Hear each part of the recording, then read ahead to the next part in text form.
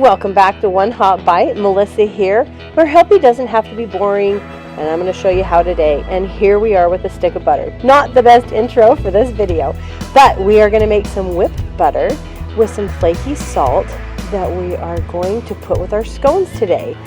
But I want to thank you so much for being here and spending this beautiful Monday with me.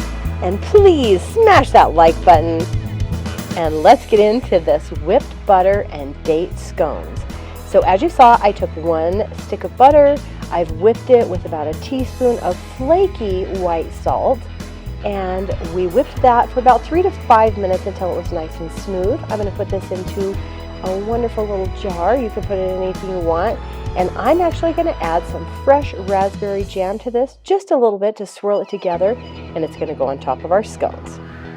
So let's get those scones going. We're going to sift together some flour, some salt, baking powder, and actually just a tiny bit of sugar. There isn't a lot of sugar in these because we're not looking for sweet, and we're going to pull sweet in with those delicious dates that are super nutritious and packed with fiber and lots of nutrients. So we're going to whisk together our dry ingredients really quick in a bowl and a tiny bit of butter. So I have had this butter in the freezer for about an hour, and I found this is the best way to incorporate butter into a dough. I'm going to grate it into this really fine, almost cheese. So this is just 4 tablespoons of unsalted butter. We're going to grate this in here and get it down as best you can, and as soon as we have that mixed, we're going to quickly use our hands and just incorporate this, and you can kind of mush it together, and you're going to make it into like a crumb texture. So I'm going to quickly mix this, and that's about the texture you're looking for. Now we need to get our dates ready. So I have just these wonderful fresh dates. Well, they're actually dried. We need to pit them, so go ahead and find that cool little pit inside. We're going to set those aside, and we're just going to chop this up. Not super fine. We want them to have a little bit of a presence inside of these scones, but you're going to take about a cup of these and you're going to chop them together. And as soon as you have those all chopped, we're going to incorporate that into our flour mixture. So they're going to clump together and stick together. You can use your spatula, or I finally did end up going to my hands on this just so I could separate them really well. And they're going to coat in that flour. And as soon as you have that done, the next ingredient we're going to add is some heavy cream. So we're going to drizzle that over the top. And again, all of the ingredients are listed below in the description box, and anything you might need to know and you miss will be there. We're going to incorporate that into this dough texture.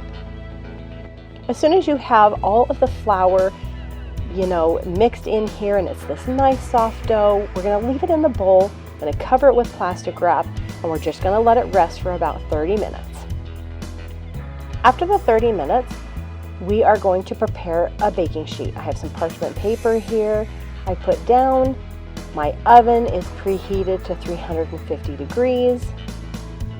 We're going to turn this dough out. You can do this part on the counter, or you can do it on the parchment paper. You're going to be adding just a tiny bit more flour to this, because as you can see, as I press this into, I want like an 11-inch by 5-inch rectangle. I don't quite get it into a rectangle, but they still turn out great. You can see how it's getting sticky. I'm going to add a little flour to that and keep patting it down. I went for about 1-inch thickness on this. If you want fluffier scones, you can go ahead and make them thicker.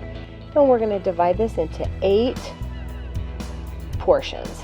So I'm going to divide up my dough. I'm going to do a nice clean cut down these. Careful not to cut my parchment paper.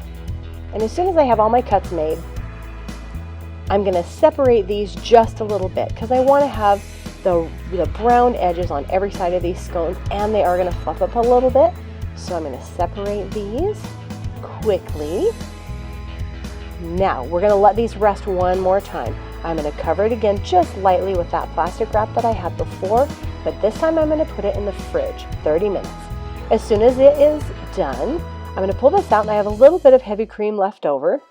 I'm going to brush the tops of these scones with that cream. This makes these so flaky, so soft, and really not like the dry English scone that you're used to. These almost turn out like a biscuit texture, I would almost say. They're super flaky, and I will show you when I'm done.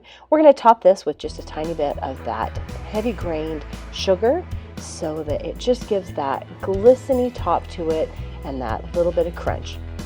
And I did notice I said 350 degrees in the oven. We actually do this at 375 for 25 minutes. And you can see how they're just a little bit shiny on top and they're nice and golden brown. I'm going to transfer these to a cooling rack, and look how beautiful. So I've let these completely cool. You can see those flaky, soft layers. It's not crumbly at all. I mean, these are so buttery and so moist. So we're going to take our delicious whipped butter with raspberry jam that we made before. I'm going to put this over the top, give it a taste, and you will need to try these. I love you guys, and I'll see you next week.